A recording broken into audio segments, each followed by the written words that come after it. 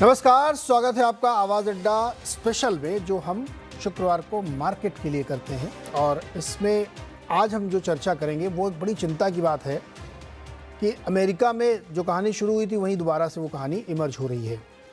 अगर आप पूरे पिछले 6, 7, 8 ट्रेडिंग सेशंस को देखें तो पहले बॉन्ड मार्केट की अलग कहानी थी और इक्विटी की अलग कहानी थी। दोनों एक दूसरे के साथ सिंक में नहीं थे, लेकिन फिर अचानक एक आखिरी दिन आया ट्रेडिंग सेशन का जहां पे दोनों सिंक हो गए। तो उनको शायद इस बात का इंतजार रहा होगा कि जब फेड का कोई अधिकारी आके कुछ बोलेगा हम तब इस बात को मानेंगे। लेकिन उससे पहले बॉन्ड मार्केट जो इशारा कर रहा था, 10 साल की बॉन्ड यील्ड ऊपर जा रही थी, उसको मार्केट इग्नोर कर रहा था। लेकिन फाइनली फिर वो चीज़ उनको एक सिंक में आती हुई दिखी। इससे पहले भारतीय बाज़ारों को भी आप देखें तो एक बहुत छोटे से दायरे के अंदर वो ट्रेड हो रहे थे इंडेक्स लेवल पे। लेकिन मिड कैप में पिछले कुछ दिनों में काफ़ी धुलाई हुई है। 30, 40% तक के ऊपर से अगर आप देखें तो करेक्शन ऑलरेडी हो चुके हैं। और बहुत सारे लोगों के पोर्टफोलियो में अगर आप देखेंगे तो इंडेक्स भले ही मैनेज हो रहा हो, लेकिन उनके पोर्टफोलियो में नुकसान अब दिख रहा है। तो ये मार्केट की जो पहेली है ना, इसको थोड़ा डिकोड करते हैं। अब इसमें विलन कहाँ से आए? विलन आए इन्फ्लेशन वाले, फिर से एक बार इमर्ज होता हुआ दिख रहा है दुनिया भर में। अमेरिका में भी नंबर्स उसके बढ़ के आए, जितनी एक्सपेक्टेशन थी उससे कम गिरे, चाहे वो WPI हो चाहे CPI हो। साथ ही साथ वहाँ जो एक एम्प्लॉयमेंट का नंबर आया था वो तो बिल्कुल हाहाकारी नंबर था, 5 लाख से ऊपर। मतलब एक तरफ छटनी चल रही, दूसरी तरफ नौकरियों की वहाँ बहार है। इस वजह से इन्फ्लेशन फिर से एक बार अपना सर उठा रहा। और कमोबेश लगभग यही स्थिति आपको इंडियन मार्केट में भी देखने को मिली। यहाँ पे भी इन्फ्लेशन हम लोगों को दिक्कत में डाल सकता है, क्योंकि कोर इन्फ्लेशन नीचे नहीं आ रहा है। तो आज इसी को डिकोड करने की कोशिश करेंगे और कुछ एक और चीज़ें हैं जिस पर हम चर्चा करेंगे। तो ऑन द शो, यानी इस शो में हम क्या क्या बात करने वाले हैं वो मैं आपके सामने रखता हूँ। पहले तो ये कि महंगाई खतरा क्या फिर से बढ़ गया है, ये वन ऑफ है कि सस्टेनेबल है? इंडिया में भी, अमेरिका में भी, चाइना में भी हाउसिंग के प्राइस बढ़ रहे हैं, तो ये वन ऑफ है या ग्लोबल प्रॉब्लम है? दूसरा, क्या इंडियन मार्केट और करेक्शन के लिए तैयार है क्या? अभी तक बहुत रेजिलियंट है, नहीं गिर रहा है, इंडेक्स नहीं गिर रहा है, और नीचे तो खैर थोड़ी बहुत करेक्शन आई है। तीसरा पॉइंट होगा कि IT सेक्टर ने क्यों आउट परफॉर्म किया। US में भी आपको मैं ग्राफिक दिखाऊंगा, ऊपर स्तरों से बहुत बुरी तरह गिरे, लेकिन वहां से फिर उतनी शानदार रिकवरी हुई है और अभी भी उनकी रिकवरी बाकी हुई है, लेकिन हुई है। और इंडियन मार्केट में भी आप देखें तो IT इंडेक्स ने पिछले कुछ दिनों में मूवमेंट दिखाया। तो इस ये क्यों चल रहा है, क्या बदल गया इसमें, सब कुछ ठीक हो गया क्या? और चौथा पॉइंट ये है कि क्या 2023 का वर्ष पूरा इसी साइडवेज में, इसी उठापटक में जाएगा और ये एक निवेश का वर्ष हो सकता है आपके लिए? आप अपनी अपॉर्चुनिटीज इसमें ढूंढ सकते हैं। इन 4 विषयों पे करेंगे, क्योंकि बहुत अनलिमिटेड डिबेट में फिर आपको टेकअवेज नहीं मिल पाते। इसी बातचीत हमारी होगी। और हमारे साथ जो खास मेहमान है मैं उससे आपका परिचय करा दूं। आप जानते हैं उनको पहले से ही, लेकिन एक बार औपचारिक तौर पर परिचय कराना जरूरी है। संजय सिन्हा जी हमारे साथ हैं, फाउंडर हैं सिट्रस एडवाइजर के। संजय सर, बहुत बहुत स्वागत है और उम्मीद करते हैं कि आप एकदम अब हेल्दी और फिट हैं। ठीक है, शुक्रिया। गुरमीत चड्ढा हमारे साथ हैं, मैनेजिंग पार्टनर है कंप्लीट सर्कल के, और काफ़ी दिन बाद इनसे वन हम लोग कर रहे हैं, क्योंकि बीच में बजट आ गया था तो हम लोगों को चर्चा नहीं हो पाई। दलजीत सिंह कोहली साहब हैं, मार्केट एक्सपर्ट हैं और बड़ी पैनी नज़र रखते हैं तमाम स्टॉक्स में। एक बार हम लोगों ने हाउसिंग पे बड़ी अच्छी चर्चा भी की थी। और साथ ही साथ मेरे मित्र अनुराग सिंह जी हैं, जो अमेरिका से जुड़ रहे हैं, एनसिट कैपिटल के पार्टनर। अनुराग जी, बहुत बहुत स्वागत है आपका। एक बड़ी दिक्कत है साहब, इस शो को जब भी मैं करने बैठता हूँ ना, अनुराग जी यूजुअल सस्पेक्ट बनते हैं, सारी समस्या वहीं से खड़ी होती है। मुझे तो पहले ये बताइए कि आपके यहाँ के फेड के अधिकारियों को ये अनुमान क्यों नहीं लगा कि महंगाई फिर से सर उठा सकती है, तो 54 कट करने लगे, 50-50 करते रहते, क्यों नहीं कर रहे थे वो? क्या क्या गड़बड़ हुई, कैसे असेसमेंट गड़बड़ हो गया? हाँ, तो नीरज जी देखिए, अगर उनको अनुमान लगता तो उनको सितंबर 2021 में ही लग जाता, राइट, जब उन्होंने ट्रांजिटरी कहा था, राइट। तो काफी सारा, अब तो काफी इवेंट्स हो चुके हैं उस समय से, तो बहुत ज्यादा, और हमने काफी उस पर चर्चा की है कि कैसे वो मिस हुआ। बट बहरहाल एक गलती जो हो गई, उससे आगे बढ़ते हैं। बट इस पे छोटा पॉइंट नीरज ये कहना चाहूंगा कि lot of the economics and federal policies also political economy, little bit combination उसमें हमेशा होता है। तो ये भी आपको ध्यान देना होता है कि you to be very cautious कि सिर्फ क्योंकि ये नॉन इलेक्टेड रिप्रेजेंटेटिव्स हैं, they should not run the economy down to the ground. तो आपको एक थोड़ा संभल के चलना होता है। आपका सवाल नीरज ये है कि 25 पे क्यों आ गए। देखिए, एक इकोनॉमी जो 0% पर पिछले 14 साल से चल रही थी आफ्टर 2008, उसके लिए 4.5 से 4.75 का रेट काफी ज्यादा होता है। और कहीं कहीं ना कहीं पॉवेल साहब एंड फेडरल रिजर्व ने सबने जो तमाम मेंबर्स हैं और 12 वोटिंग मेंबर्स हैं, उन्होंने ये सोचा होगा कि देखिए, और वो जायज है कि एक 5% से 5.25% का जो टर्मिनल रेट है वो काफी है इकोनॉमी में कूलिंग ऑफ लाने के लिए, और उससे सस्टेनेबली इन्फ्लेशन कंट्रोल में आ जाएगा। मॉनेटरी पॉलिसी एक लैग के साथ रिएक्ट करती है, विच मींस मैं अगर आज कोई रेट बढ़ाता हूं तो उसका अगले 6 महीने तक उसका रिपरकशंस दिखता है। तो समवेयर दे थॉट कि ये जो 75 और 50 के जो हाइक होकर के हम अल्टीमेटली अब 4.5 और 5 की रेंज में आ रहे हैं, और अल्टीमेटली 5 का टर्मिनल रेट आएगा, तो ये काफी है। एंड मे बी अगर इस पर आकर वो रुक जाते हैं तो with in 6 months economy with a lag react करके इन्फ्लेशन कंट्रोल कर पाएगी। तो ये उनका अजम्पशन है, और इसलिए उन्होंने सोचा कि 25 पे आते हैं। 25 is 75-50 is abnormal hike, 25 is a regular hike. और अब उनका प्लान ये है कि अब देखिए, उन्होंने दोनों पत्ते अपने हाथ में रखे हैं। एक पत्ता ये है कि इंडिकेशन ये भी दिया जा रहा है कि देखिए 5.25 का टर्मिनल रेट है, उस पर आकर के we want to pause and we want to see how the economy is going. But at the same time हमेशा हर सेंटेंस के एंड में वो ये कह जाते हैं कि we will stay at it until the job is done, which means कि वो 25% के हाई हॉर्स से उतरेंगे नहीं। तो उन्होंने ये कभी नहीं कहा कि वो रुक जाएंगे। अर्लियर उन्होंने कहा था कि एक at some point we will stop, but वो सम पॉइंट का कभी नंबर तो जाहिर नहीं किया उन्होंने। तो नीरज, ये एक पॉइंट है जो हमें देखना होगा कि वो 25-25 अगर डेटा फेवरेबल नहीं आता है तो 25-25 वो चलने देंगे। अब हम आगे इस पे और चर्चा करेंगे, लेकिन inflation is also mindset. Neeraj, ये भी समझना होगा कि इन्फ्लेशन लोगों के माइंड में होता है। ये क्यों होता है कि हम हिंदुस्तान में रहते हैं तो हम 7-8% का इंक्रीमेंट एक्सपेक्ट करते ही हैं, या 10% का करते हैं, या यूएस में होते हैं तो हम 3% का करते हैं या 5% का करते हैं। ये माइंडसेट है, और इस माइंडसेट को भी ब्रेक करना जरूरी है। तो फेड के दो टूल्स, जिसको कहते हैं कि एक इंटरेस्ट रेट तो है ही, एक उनका है जो वो बातें करते हैं, वो भी उनका एक टूल है। तो they have to stay a very hawkish stance. तो अनुराग, ये अभी आपके दो फेड गवर्नर्स ने ये इंडिकेट किया कि हमने तो पिछली बैठक में ही कहा था कि 50 करो, आपने क्यों किया? आप पहले नहीं बोले, अब बोल रहे हैं वो, ये सब देखने के बाद। तो क्या ये जो 21-22 मार्च की बैठक इसमें 50 होगा? तो एक तो उसमें जो बुलेट जो है वो तो देखिए काफी चंचल स्वभाव के हैं। वो तो पहले ही हमेशा एक कहते हैं ना, इवेंट के बाद में आके थोड़ा मजे हमेशा लेते ही हैं मार्केट्स में, राइट। बट इनका मेस्टर का ये कहना थोड़ा सरप्राइजिंग है, बिकॉज मेस्टर यूजुअली डविश साइड में रहती है। बट ऑब्वियसली नीरज, सबको मार्केट्स को सरप्राइज किया इस बात ने, और 50 की इस समय चर्चा करना रिस्की है। दैट टू व्हेन दिस, ये फेडरल रिजर्व पॉवेल साहब को हमें एक चीज बतानी पड़ेगी, we have to give it to them, कि he has been very transparent. Unlike आप पुराने फेडरल चेयर्स देख लीजिए, वो ट्रांसपेरेंसी मिसिंग थी। He has been very very transparent.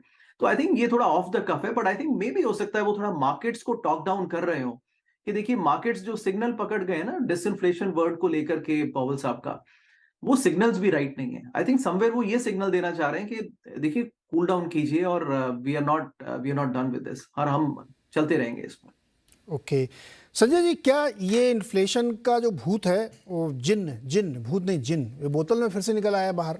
क्योंकि देखिए, यूएस में अभी कहानी सुना रहे हैं अनुराग जी, इनके यहाँ बहुत नौकरियां बटी थी। एक डेटा भी मैं दिखाऊंगा, जिसमें केवल एक उदाहरण बताता हूँ। अमेजॉन ने 7.5 लाख नौकरियां कोविड के टाइम में बांटी थी। उसमें से अभी जो छटनी उन्होंने की 20-25 हज़ार निकाले, उस पर इतना हाहाकार मच गया कि ले ऑफ हो रहा। एक्चुअल में तो आदमी कहाँ, अभी तो काम कर ही रहे हैं, और जो नंबर सारे वो बहुत हैवी है। इंडिया में भी आप देखिए, जो अभी रिसेंट नंबर हम लोगों के हैं वो भी बढ़ के आते हुए दिख रहे हैं। कोर इन्फ्लेशन बिल्कुल कम नहीं हो रहा। चाइना में आज सरप्राइजिंगली एक नंबर आया कि वहाँ हाउसिंग की प्राइस 0.1% बढ़ गई, जबकि वहाँ तो एकदम पता नहीं क्या डिफॉल्ट कर गए सारे लोग। तो क्या ये पूरी ग्लोबल समस्या एक बार फिर से खड़ी हो गई, जिससे हम कोशिश कर रहे थे कि हम निजात पा जाए? ये इन्फ्लेशन फिर से आ गया क्या? तो देखिए, इस साल की शुरुआत में ऐसा एक्सपेक्ट किया जा रहा था कि चाइना की जो लॉकडाउन है वो बहुत एक्सटेंडेड होगी और उसका बहुत ही सॉफ्टनिंग असर होगा कमोडिटी प्राइसेस पे। लेकिन एक्चुअल इवेंट्स हुए उसके विपरीत। चाइना ने बहुत जल्दी अपनी इकोनॉमी में जो खोल दिया, और उसके बाद लोगों का कमोडिटी प्राइसेस के प्रति जो आउटलुक है वो बदल गया। अगर आप यूएस में देखें तो जो उनके रिसेंट आंकड़े आए हैं वो भी काफी इन्फ्लेशन की तेजी की तरफ ही इशारा कर रहे हैं। और जो आपने यूएस में छटनी के बारे में बात की, उसके इस कंटेक्स्ट में एक डेटा है जो मैं आपके सामने रखना चाहूंगा। जैसे अमेजोन में 15 लाख एम्प्लॉयज काम करते हैं, और अगर आप अमेजोन के एनुअल रिपोर्ट देखेंगे तो उनके यहाँ 2 टाइप के एट्रिशन होते हैं।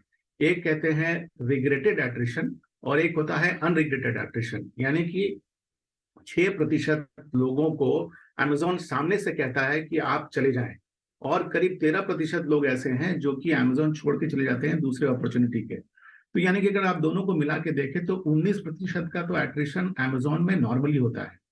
तो अगर आप 15 लाख की अगर आपकी वर्कफोर्स है और करीब 20% के आसपास लोग अगर आपके नॉर्मल छोड़ के जाते थे, तो 3 लाख लोगों की जो है वो जॉब अमेजोन से हटती थी।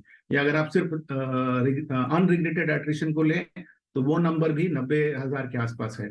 तो उसके कॉन्टेक्स्ट में ये जो छटनी हुई और जिसकी मीडिया पब्लिसिटी की गई, और उस मीडिया पब्लिसिटी की टाइमिंग अगर आप देखें तो वो यूएस के फेस्टिव सीजन के जस्ट पहले, यानी कि आप लोगों को इशारा कर रहे हैं कि हो सकता है कि कल आपकी नौकरी न रहे तो आप ज्यादा खर्च ना करें। तो जैसा कि कह रहे थे अनुराग, हाँ वो बहुत कुछ हो सकता है कि पॉलिटिकली इन्फ्लुएंस रहा है। क्योंकि तीसरी बार इसी कॉन्टेक्स्ट में जब छटनी के अनाउंसमेंट आने शुरू हुए, वो यूएस के मिड टर्म पोल्स के बाद आने शुरू हुए। तो कई बार जो इकोनॉमिस्ट हैं और पॉलिटिशियंस हैं वो इशारा करके लोगों को साइकोलॉजिकली प्रिपेयर करते हैं। इंडियन कॉन्टेक्स्ट में अगर आप देखें तो इंडियन कॉन्टेक्स्ट में आरबीआई का जो स्टेटमेंट आया इनके रिसेंट पॉलिसी में, उसमें जो उन्होंने 4 क्वार्टर के इन्फ्लेशन के आउटलुक दिए हैं, उसमें हमारी इन्फ्लेशन फर्स्ट क्वार्टर से बढ़ के चौथे क्वार्टर में सबसे ज्यादा हो जाती है। यानी कि आरबीआई भी इस बात को लेके चिंतित है कि इन्फ्लेशन इंडिया में हो सकता है आगे जाके बढ़े, घटे ना। हाँ, और ये चारों क्वार्टर में उन्होंने माना कि 5% से नीचे नहीं आएगा। ये एक चिंता बढ़ गई है और ये एक मुश्किल खड़ी करी। गुरमीत, क्या मार्केट के लिए यही सबसे बड़ी चिंता है इस वक्त? नीरज जी बिल्कुल, अगर आप देखिए कभी भी अगर यूएस का 2 ईयर बॉन्ड 5% का यील्ड देगा तो फ्लोज वहां पे डायरेक्ट होंगे। ये पर मेरा ये मानना है कि हमें लगता है कि हम इस पे ओवर एनालिसिस नहीं करना चाहिए। मेरे हिसाब से कोई भी पास्ट इकोनॉमिक मॉडल ऐसा नहीं है जो ये बता सके कि आप 3-4 बार 75 पैसा हाई करिए। जैसे अभी अनुराग जी ने बोला 0 से 475 जाएं, 200-300 बिलियन डॉलर की लिक्विडिटी भी विड्रॉ करें, और आपका डेट जो है वो $32 ट्रिलियन हो, आपकी डेट सीलिंग हिट हुई है, आपका student loan all time high है, इसके रिपरकशंस बहुत स्ट्रांग हो सकते हैं मेरे उसमें। तो कहीं ना कहीं एक बैलेंस बनाना जरूरी है, ऐसा मेरा मानना है। और वो शायद बॉन्ड मार्केट दिखा रहा था, क्योंकि 10 ईयर बॉन्ड उनका 350-360 में वापस आ गया था, अभी वापस से चढ़ने लगा है। क्योंकि तो मैं थोड़ा सा सहमत हूँ अनुराग जी से कि फेड ये भी चाह रहा है कि थोड़ा सा टॉप डाउन करे, क्योंकि इन्फ्लेशन उतना ही है। इन्फ्लेशन एक्सपेक्टेशन मैनेज करना भी जो है वो जरूरी होता है, खाली एक्चुअल नंबर नहीं होता है। और थोड़ा हमने देखा है नीरज जी कि जब भी ऐसे एग्रेसिव रेट हाइक हुए हैं पास्ट में, कभी भी 2003 से 7 में भी 11 रेट हाइक्स हुए थे, हालांकि थोड़े छोटे-छोटे, वो हमेशा एक हार्ड लैंडिंग या रिसेशन से फॉलो होते हैं। तो थोड़ा-सा मुझे लगता है वो पास्ट से उनका एक्सपीरियंस भी है कि इसको ओवरडू ना करें। तो एक बैलेंस बनाने की जरूरत है। थोड़ा-सा लैग इफेक्ट भी आता है रेट हाइक्स का मार्केट में, और हमारी इकोनॉमी उतना रिस्पॉन्ड नहीं करती है मॉनेटरी पॉलिसी को जितना यूएस की करती है, क्योंकि जो लेवल ऑफ फॉर्मल डेट है वो बहुत काफी अलग-अलग है। इंडिया में काफी बड़ा तबका जो है जिसका इंटरेस्ट रेट से बहुत ज्यादा लेना-देना नहीं है, चाहे वो इनफॉर्मल इकोनॉमी हो, चाहे वो कुछ पॉकेट्स हो इकोनॉमी के। तो थोड़ा कंसर्न है। मेरे हिसाब से कंसर्न रिलेटिव अट्रैक्टिवनेस ज्यादा है, कि पहले कोई अल्टरनेटिव नहीं था इक्विटी का, जब ब्याज दर जैसा बोल रहे थे कि 0 के आसपास थी। अभी रिलेटिव अपॉर्चुनिटीज हैं। इंडिया में भी आप देखिए, आपको 7.5-8% मिलता है डिपॉजिट में। यूएस में आपको डॉलर डिनोमिनेशन में 5% मिल रहा है। तो ऑल्टरनेटिव्स बढ़ गए हैं, और मनी हमेशा रिलेटिव अट्रैक्टिवनेस के हिसाब से फ्लो करता है। और तो मेरा ये मानना है कि थोड़ा-सा सब्र की ज़रूरत है, क्योंकि जब न्यूज़ नेगेटिव होती है नीरज जी, जब हेडलाइंस नेगेटिव होती है, तभी बढ़िया मौके भी बनते हैं। तो आपको बैलेंस्ड अप्रोच लेके मेरे हिसाब से इस समय चलना चाहिए। बैलेंस, लेकिन भारतीय बाजारों ने इसको वैसे रेसिप्रोकेट नहीं किया। यूएस वाले भी रेसिप्रोकेट नहीं कर रहे थे और वो बड़े अपने आप को स्टिक रहे। दलजीत सर, ये अब मार्केट में आया था कि ये मार्केट के और करेक्शन के लिए रास्ता बन रहा है क्या?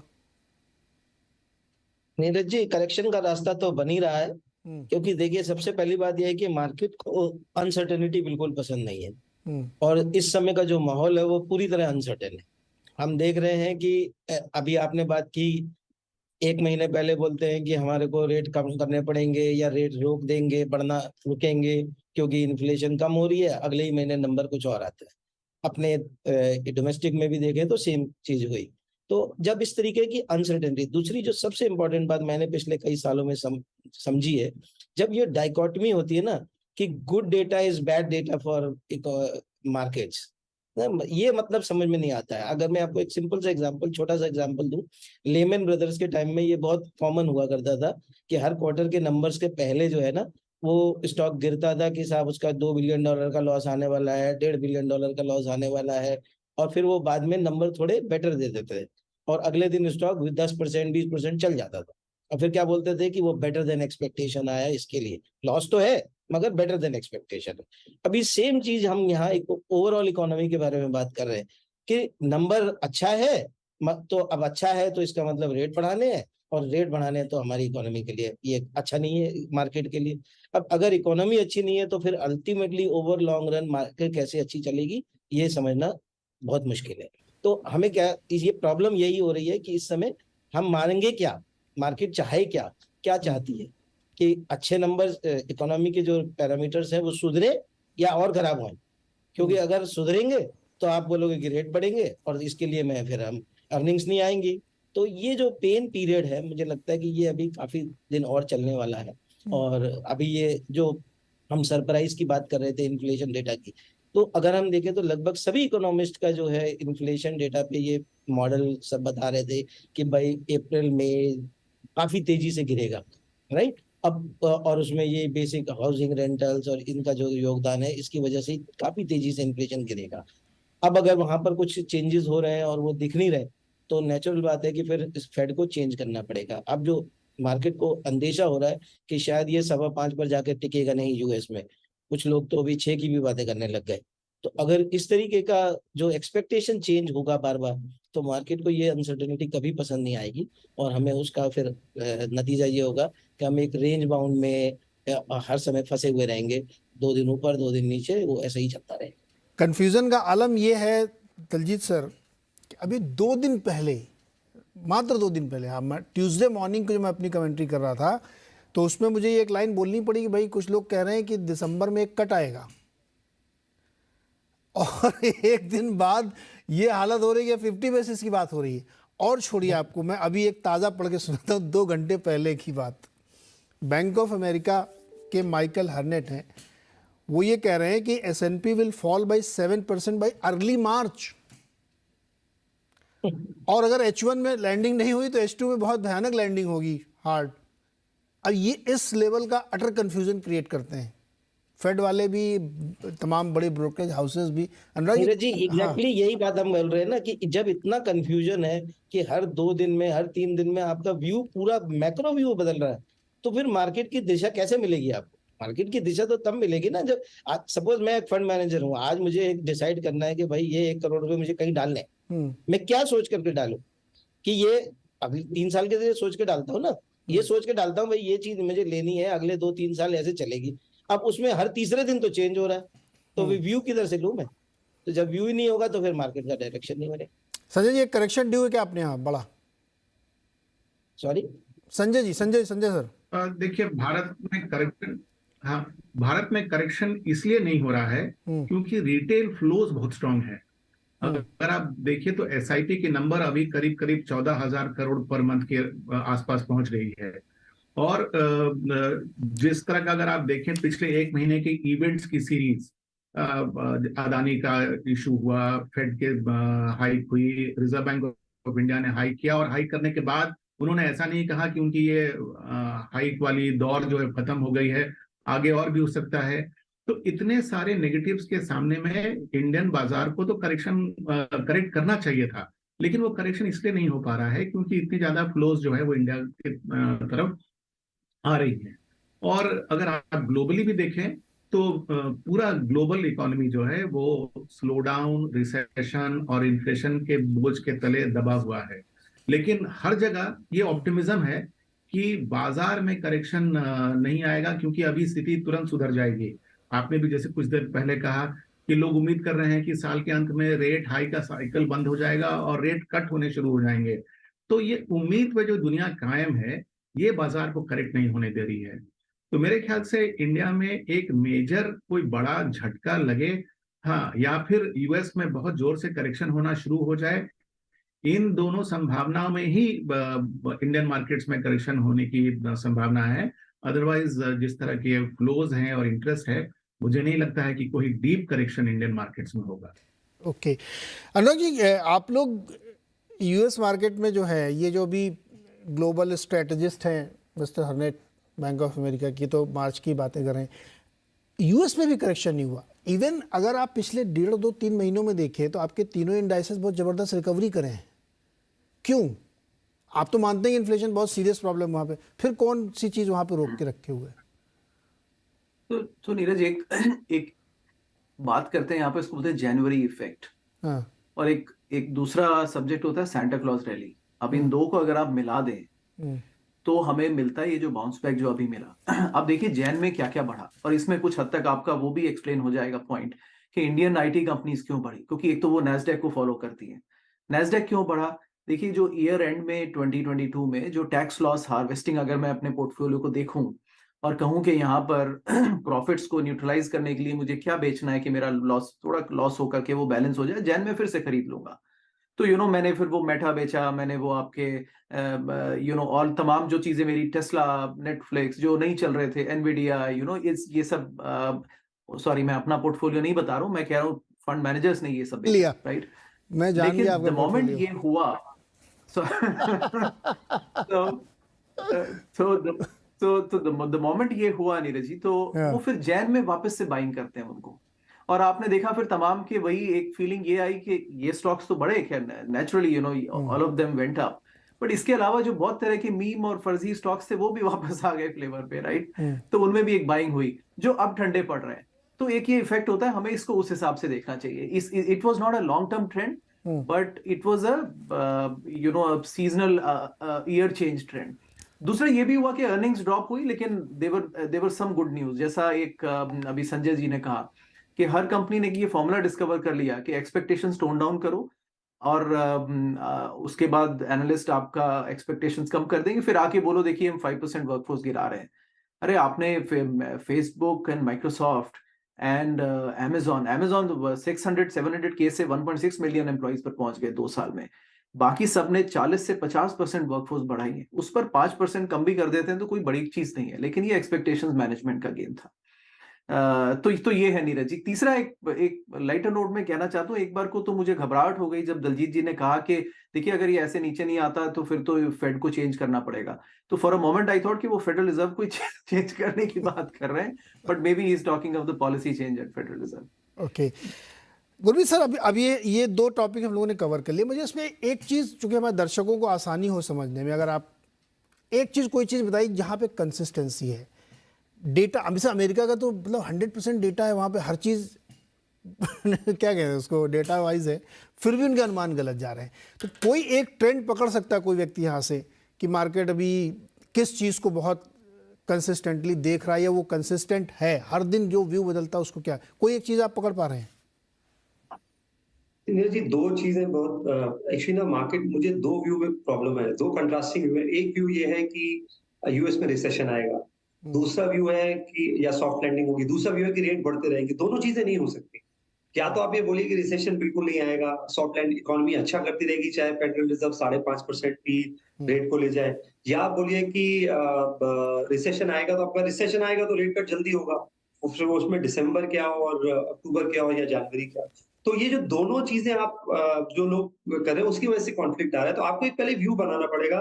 मेरा ये मानना है, कोई भी रेट हाइक इतना एग्रेसिवली अगर होगा तो उसका रिसेशन, और इसलिए वो बाजार जो है मेरे हिसाब से कुछ चीज फ्यूचर को डिस्काउंट करता है।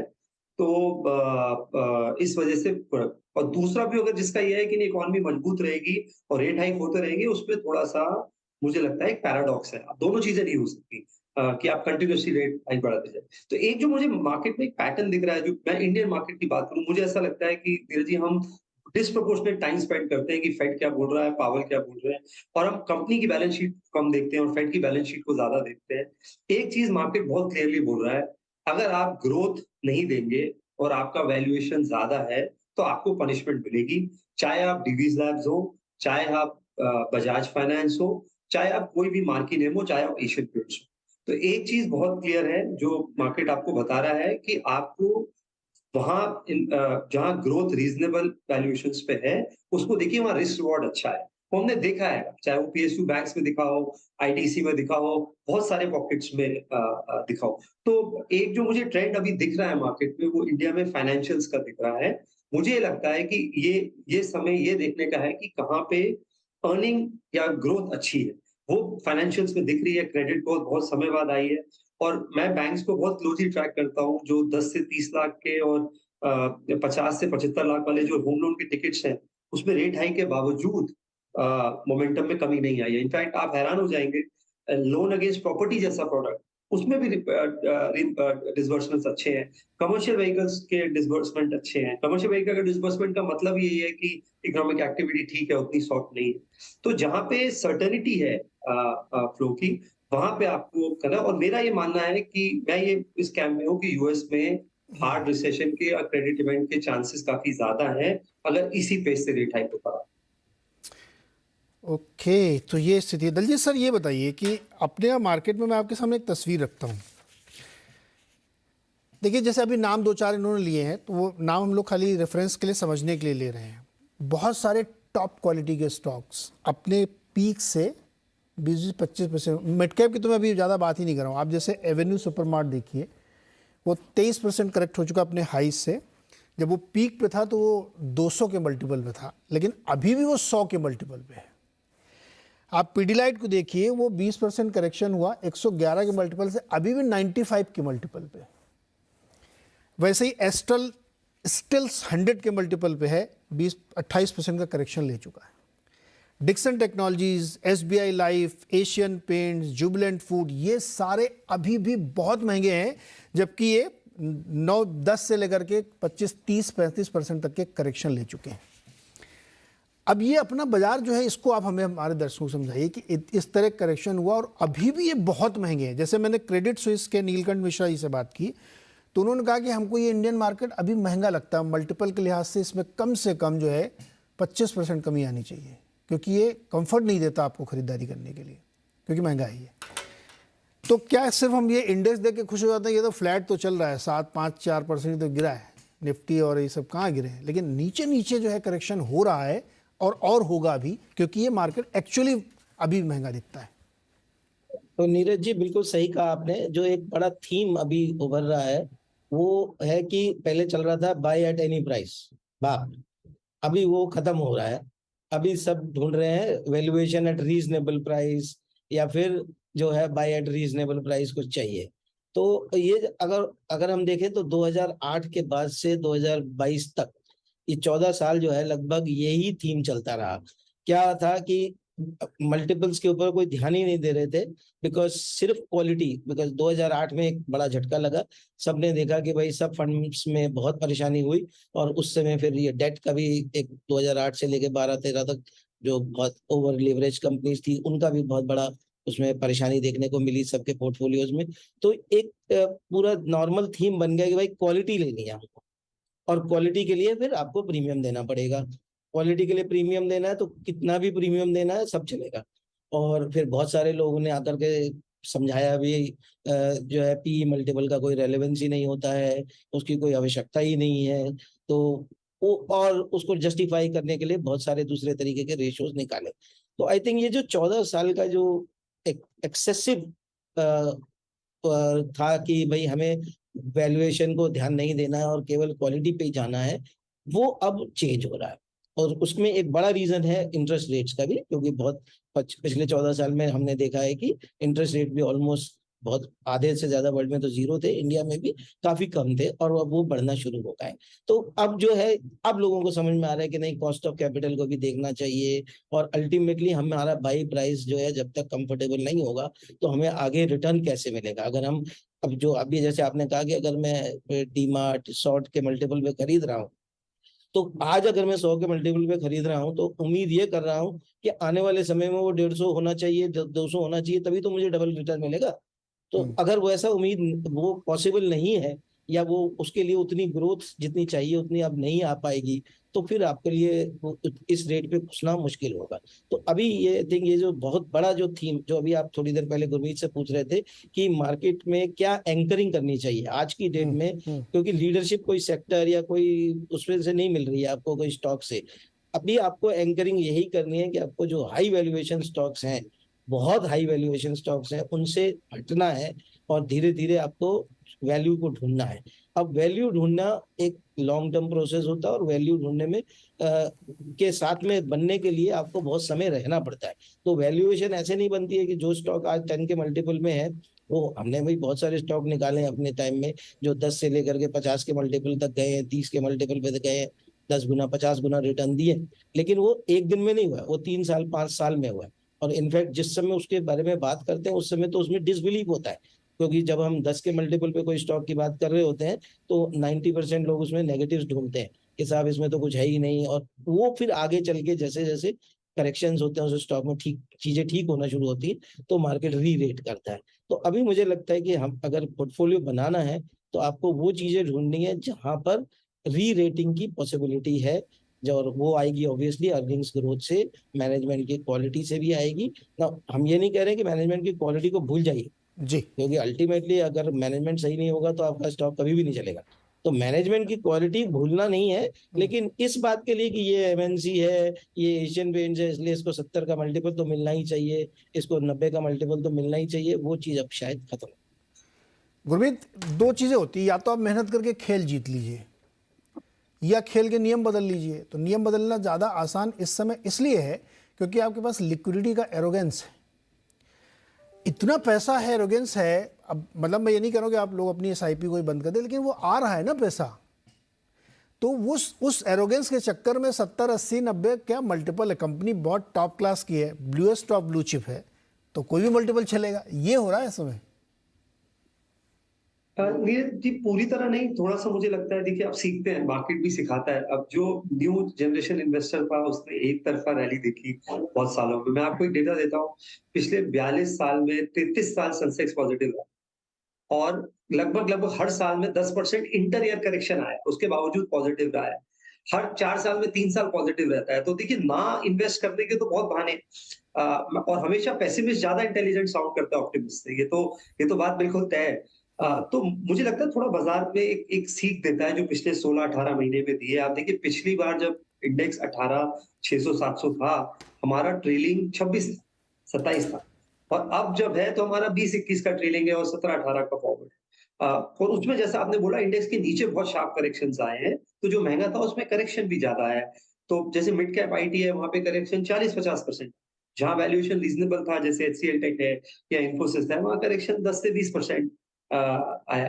तो बाजार आपको सिखाता है धीरे धीरे। और जैसा कि अभी वो भी कह रहे थे मेरे फेलो पैनलिस्ट की, थोड़ा सा रीजनेबल वैल्यूएशंस का इंपॉर्टेंस, टेक्स्ट बुक फाइनेंस क्या होती है, बाजार आपको वापस से सिखा रहा है, जो कि एक तरीके से अच्छा है कि आप कैश फ्लोज देखिए। और ये जो नए मॉडर्न टर्म थे कि प्राइस टू सेल्स कितना है,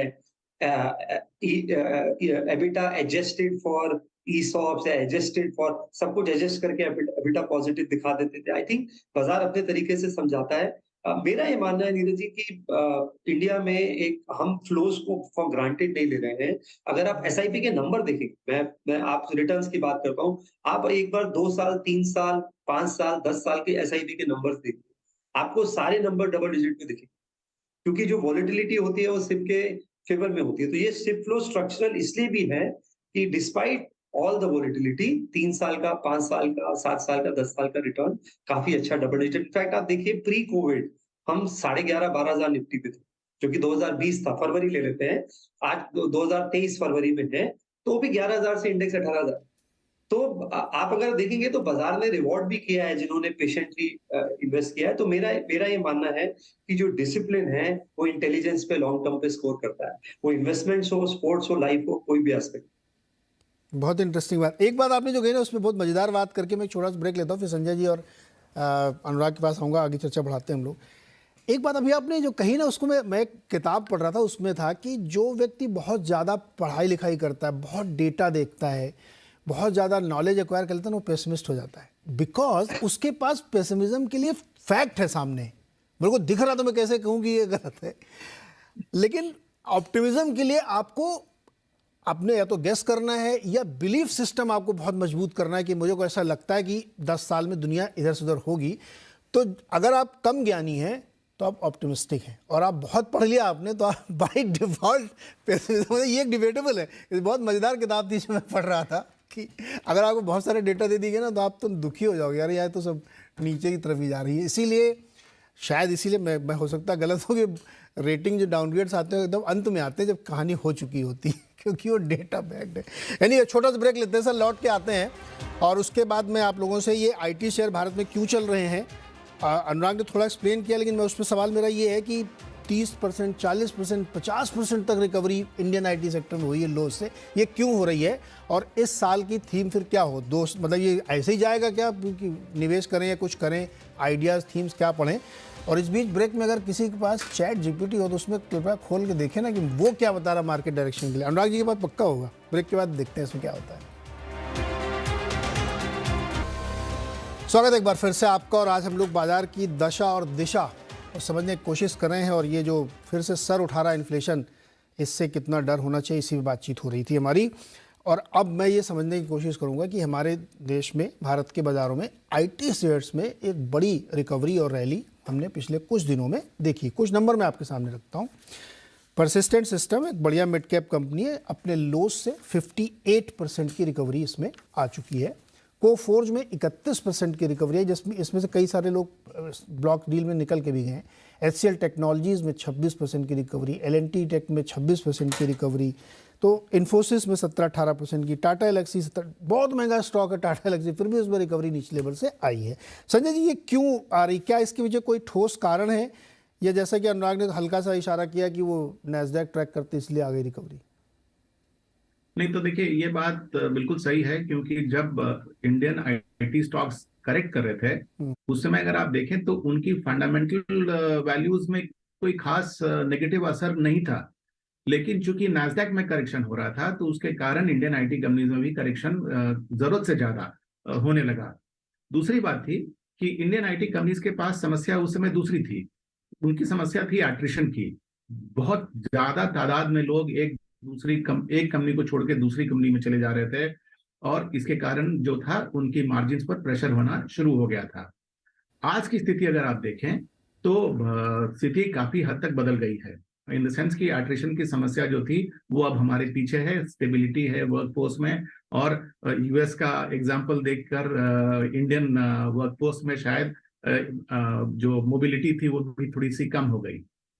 दूसरी बात, जो लोकल मार्केट्स में आईटी स्टॉक्स में करेक्शन हो रहे थे वो मेरे ख्याल से इरैशनल थे। जैसे कि एक आईटी कंपनी ने अपनी रेवेन्यू गाइडेंस जो है वो 13-14% से घटा के 12-13% कर दिया, इसको लेके उस स्टॉक में 10-15% का करेक्शन हो गया।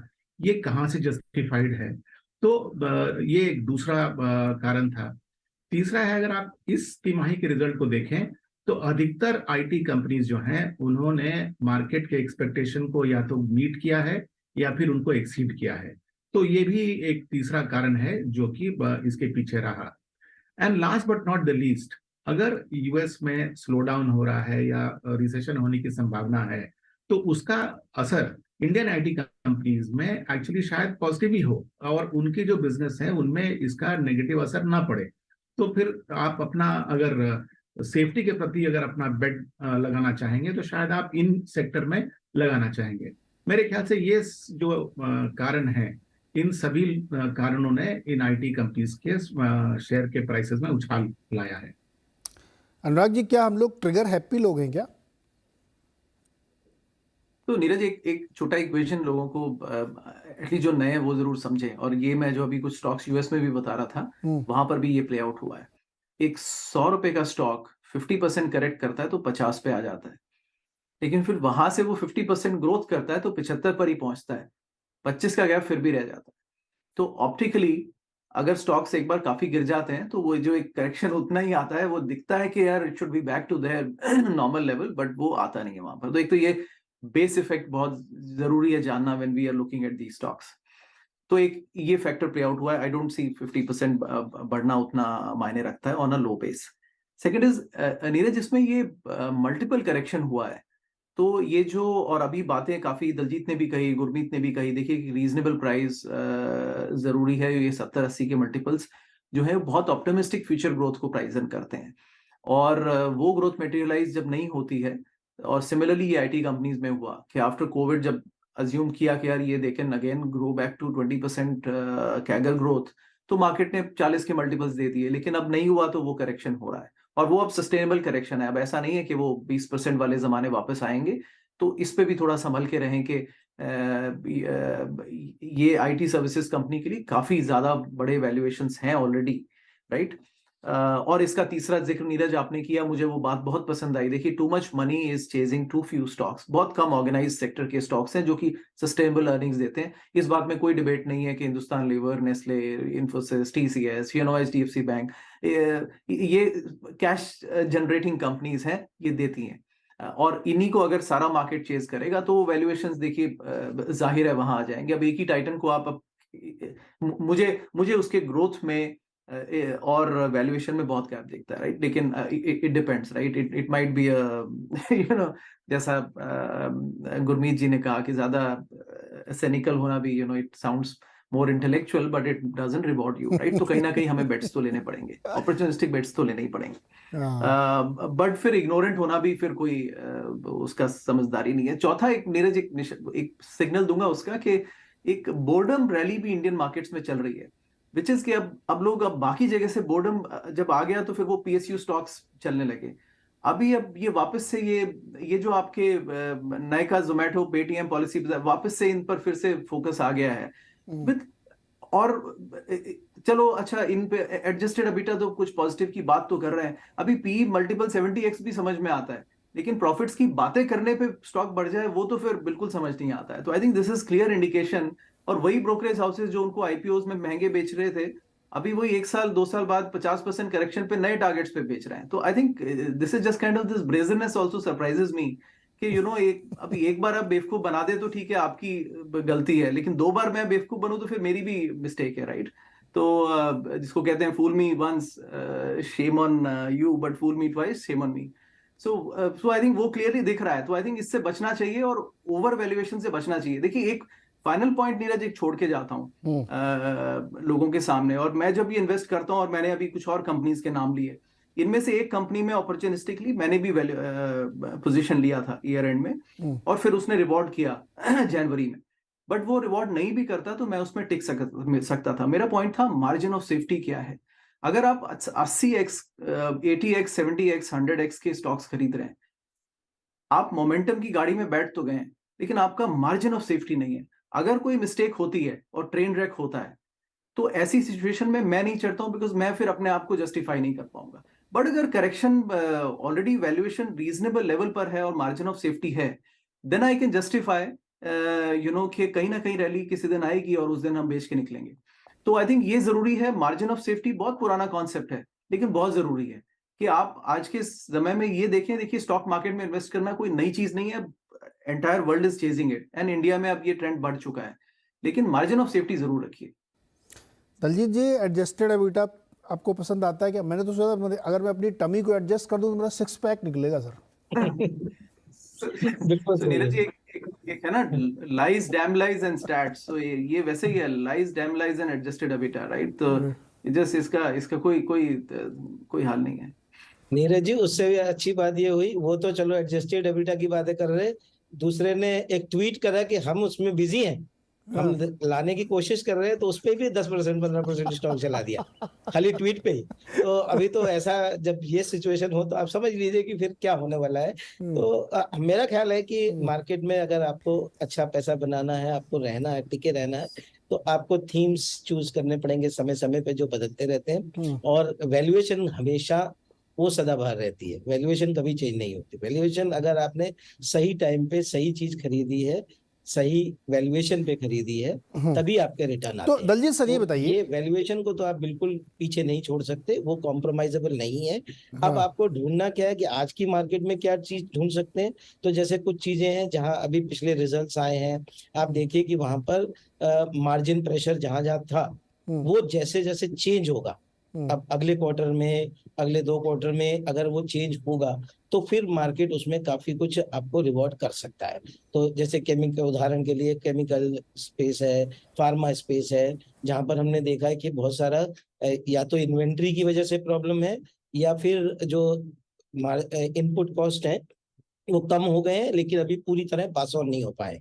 तो वो आगे आने वाले क्वार्टर्स में बेनिफिट मिलेगा ही, क्योंकि अल्टीमेटली वो सब कंज्यूमर भी, वो अल्टीमेटली एंड प्रोडक्ट में पास ऑन होगा ही। तो वहां पर आपको सेक्टर्स में कुछ ना कुछ अपॉर्चुनिटीज मिलेंगी, आपको वो ढूंढना चाहिए। बीच बीच में टेक्टिकल अपॉर्चुनिटी, जैसे ये आईटी की एक टेक्टिकल अपॉर्चुनिटी हो गई, क्योंकि अभी क्वार्टरली नंबर्स आए तो उसमें किसी ने कोई ज्यादा पेन नहीं दिखाया। लेकिन हमारा ये मानना है कि ऐसा नहीं है, क्योंकि अभी तक जो नंबर्स, पिछली बार भी हमने बात की थी कि ये जो अभी तक नंबर्स आए हैं, ये पिछले डील्स के नंबर्स हैं। आने वाले समय में क्या होना है FY24 में, 25 में, वो नंबर्स अभी आना शुरू नहीं हुए, अभी उनके बारे में पता नहीं है। वो अब आगे आने वाले क्वार्टर्स में पता चलेंगे। तो इसके लिए ये कहना कि भाई यूएस की जो प्रॉब्लम्स थी वो सब मार्केट ने पचा ली हैं और आईटी के सब कंपनियों में उसका कोई असर नहीं है, वो थोड़ा जल्दी है। तो ये आपको रुकना पड़ेगा, देखना पड़ेगा कि 24 और 25 में क्या होने वाला है वहां पर, और उसके कैसे नंबर्स प्लान आउट होंगे। बीच बीच में टेक्निकल अपॉर्चुनिटी आती है, कोई भी सेक्टर बहुत ज्यादा गिर जाता है तो उसमें फिर लोग अपॉर्चुनिटी ढूंढने की कोशिश करते। तो आई थिंक आईटी में भी वैसा ही हुआ है। संजय सर ये बताइए कि 2023 में क्या बैठे रहना है, कुछ पढ़ाई लिखाई करनी है, क्या करना है सर? नहीं देखिए, मेरा अपना मानना है कि जब भी मार्केट में रैली आती है तो तभी आती है जब उदासीनता की भावना बहुत ज्यादा फैली रहती है। अगर सब लोग मार्केट पे बुलिश रहते हैं तो उस माहौल में रैली नहीं हो सकता। आज हमारे फेवर में जो सबसे बड़ी बात है कि 2022 में सेंसेक्स ने करीब 4% का रिटर्न दिया, लोग मायूस हैं। दूसरा, मिड कैप और स्मॉल कैप सेगमेंट में लोगों ने बहुत बुरी तरह हाथ जलाए हैं। भले ही इंडेक्स आपको उतना रिटर्न नहीं दिखा रहा है, लेकिन इंडिविजुअल स्टॉक्स में जिस तरह की गिरावट हुई है उससे भी लोग उदासीन हैं मार्केट को लेके।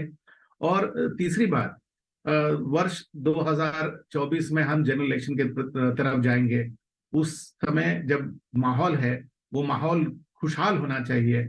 उसके लिए सरकार जो पहल ले रही है इंफ्रास्ट्रक्चर के प्रति और अदरवाइज ऑल्सो जो पॉलिसी डिसीजन लिए जाएंगे वो एक फील गुड फैक्टर भी क्रिएट करेंगे। तो मैं समझता हूं कि ये संभव है कि अगर फर्स्ट हाफ में रैली की शुरुआत नहीं होती तो सेकेंड हाफ में एक रैली की शुरुआत हो सकती है। सेक्टोरल लीडरशिप जो है वो चेंज हो सकता है। कुछ कुछ चीजें हैं जो हमें आई थिंक एक्नॉलेज करना चाहिए कि पास्ट में जो लोगों ने स्टॉक्स में पार्टिसिपेट किया उनकी वैल्यूएशंस ऊपर चली गई। उसमें दलजीत जी ने बहुत अच्छा एक फ्रेज दिया, बाप, उसे मिलता जुलता एक और फ्रेज है FOMO, the fear of missing out. लोगों ने देखा कि उनका पड़ोसी पैसे बना रहा है, वो नहीं बना रहा है, तो उसने अगर टाइटन में लगाया, किसी एक्सपेंसिव स्टॉक में लगाया, उसमें क्वालिटी है, तो वो उस पर कूद पड़ा। तो लोग ये जब एक रैली की शुरुआत होगी तो ये फियर ऑफ मिसिंग आउट दोबारा आएगा और उस रैली को परपिचुएट कर सकता है। तो वो है। और दूसरा है कि भारत में अगर आप देखें तो एस्पिरेशंस बदल रहे हैं। जैसे आप अगर ऑटो सेक्टर ही देखें तो पहले एस्पिरेशन होता था 2 व्हीलर खरीदने का, तो हमने देखा था कि 2 व्हीलर की सेल्स बहुत ज्यादा है। अभी एस्पिरेशन के लेवल्स बढ़ गए, लोग गाड़ी खरीदना चाहते हैं, पैसेंजर कार की सेल्स बढ़ रही है। तो भारत में चूंकि अपना पर कैपिटा इनकम अब $2000 पर हेड से ऊपर चला गया है, हम जे कर्व ऑफ कंजम्पशन की तरफ बढ़ रहे हैं। तो हमारे कंजम्पशन के पैटर्न चेंज होंगे, हमारे एस्पिरेशन चेंज होंगे, उनका रिफ्लेक्शन मार्केट के किस सेक्टर पर पड़ेगा और कौन से स्टॉक्स उसका फायदा उठा पाएंगे, यानी कि कौन से कंपनीज उसका फायदा उठा पाएंगे। ये वो ट्रांजिशन पीरियड है और इसमें बाजार की लीडरशिप जो है वो बदलेगी। हमारे ख्याल से कैलेंडर ईयर 2023 हम एक जी। Gurmeet sir, direction. किसकी बैलेंस शीट पढ़ रहे हैं आजकल आप? सर नीरज जी, दो तीन चीजों पे हम स्टडी कर रहे हैं कि एक कि थोड़ा सा अगर हम 1-2 क्वार्टर के बियॉन्ड जाए, कहाँ पे प्रॉफिट्स जो हैं थोड़ा ज्यादा बढ़ सकते हैं अगले 3-4 साल। तो आप जब भी पोर्टफोलियो बनाते हैं, आप दो तरीके से बनाते हैं। जैसे हम क्रिकेट में बोलते हैं ना, आपको आपको पंत भी चाहिए और पुजारा भी चाहिए टीम में। तो आपको पोर्टफोलियो भी वैसे ही बनाना चाहिए कि एक जहाँ पे नियर टर्म अर्निंग सपोर्ट अच्छा हो, जैसे बैंक्स और फाइनेंशियल, मुझे लगता है अगले 2-3 क्वार्टर नतीजे अच्छे आए। 50% से ऊपर का ईपीएस ग्रोथ आपका फाइनेंशियल से आएगा। थोड़ा-सा मुझे लगता है हमें लेवल 2 जाके कुछ एनबीएफसीज़ देखनी चाहिए, क्योंकि मुझे लगता है वो कॉस्ट ऑफ फंड्स के चक्कर में वैल्यूएशंस थोड़ा है, अच्छा रीज़नेबल हो गया है। पूना वाला फिनकॉर्प है, चोला है, कुछ अच्छी एनबीएफसीज़ हैं जो क्वालिटी एनबीएफसीज़ हैं। दूसरा हम ये देख रहे हैं कि कहाँ पे वैल्यूएशंस बहुत रीज़नेबल हो गए हैं और लेकिन नियर टर्म ग्रोथ अच्छी होगी। जैसे केमिकल स्पेस की अभी चर्चा की पैनल में। आप देखिए अगर जैसे टाटा केमिकल है, 12 के पी पे 4,000 करोड़ का क्वार्टरली रन रेट है। 3,000 करोड़ बेसिक केमिकल से करता है, 800 से 1,000 करोड़ स्पेशलिटी केमिकल से करता है। सोडा ऐश का और सोडियम बाइकार्बोनेट है उसकी बेसिक केमिस्ट्री में, उसका ओवरऑल डिमांड अच्छा है। नई एप्लीकेशंस आ गई हैं जिसमें सोलर गैस है, लिथियम आयन बैटरी है। अच्छा ग्रुप है, टाटा ग्रुप, अच्छा गवर्नेंस है। सिमिलरली फार्मा में कुछ स्टॉक्स काफी रीजनेबल हो गए हैं। निफ्टी फार्मा फार्मा में निफ्टी का वेटेज 3% रह गया है। ग्लोबली आप देखेंगे हर मार्केट में तो 10-11% है। तो ठीक है, 1 क्वार्टर 2 क्वार्टर का पेन हो सकता है, बट अगले 3-4 साल अच्छे लगते हैं।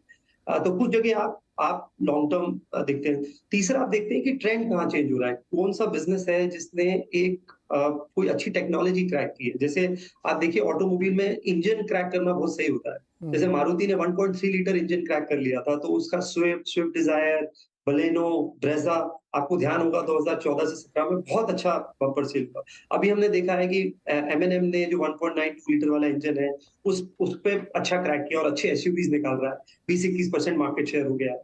टीवीएस में हमने देखा कि वो जब से अपाचे और जुपिटर आया, उनका मार्जिन 5 से 10% हो गया। राइट। तो ऑटो में आपको ना सही मॉडल पकड़ना, इंजन सही टेक्नोलॉजी पकड़ना बहुत बहुत जरूरी होता है। तो तो गुरमीत आपको सर, थोड़ा सा लेवल 2 जाने की जरूरत है। ये आ, पढ़ाई लिखाई वाला काम जो ना हमारे दर्शक करते नहीं है सर, ये सब काम आप लोगों को करना है। तो इसीलिए मैंने पूछ लिया कि आप आजकल क्या पढ़ रहे हैं। हमने कोशिश की आज मार्केट के डायरेक्शन को समझने की, उसकी प्रॉब्लम्स को समझने की, और करना क्या आपको 2023 में। तो ये सारी चीज़ें इसलिए ज़रूरी हैं क्योंकि आप अवेयर रहें किसी गलतफहमी में, स्टोरी बिल्डअप पे, नरेशंस पे, और बड़ी बड़ी बड़ी उत्साही स्टोरी की देखिए ये दुनिया बदल जाएगी, और वो एक्सेल सीट पे ऐसा एक्स्ट्रापोलेट करके दिखाते हैं कि बस इसके अलावा कुछ नहीं है। उन झांसों में मत फंसिए, क्वेश्चन पूछिए, एंटीथेसिस खड़ी कर दीजिए उसके सामने, तब आप एक अच्छा निवेश कर पाएंगे। तो ये इस वीकेंड वाले शो का मतलब यही है कि आपको उस पूरे हफ्ते की टॉप ऑफ द माइंड में जो आपके दिमाग में चल रहा है उसको एक्सप्लेन करना है। आप सबका सर बहुत बहुत शुक्रिया। एंजॉय करिए, हेल्दी रहिए, और अगले हफ्ते हम लोग फिर मिलेंगे।